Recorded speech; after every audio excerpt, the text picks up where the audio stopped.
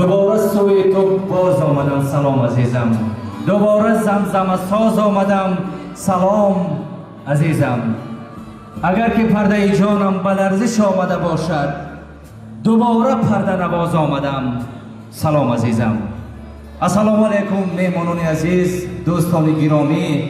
کدوم یک و یک شما را به این طرف خانه زیبای و برهوای دیدار خیر مقدم میگویم.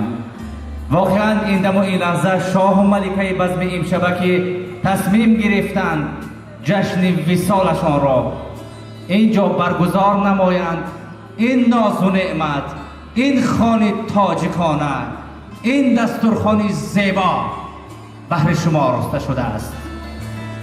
ششتنی دارد سری دسترخوان تاجیکی، مزه دارد خوردن یک بردن نان تاجیکی. ای بیا با هم در آویزیم و سر بالا کنیم، کیف دارد شعر گفتن با زبان تاجیکی. دوستان عزیز، این روز وصال، این جشن زیبا را بهر شاه و ملکه بزم امشبه خیر مقدم میگوییم. زندگی در هدف خیش گوهر ساختن است، خون دل شعله فرو ریختن و نگداختن است.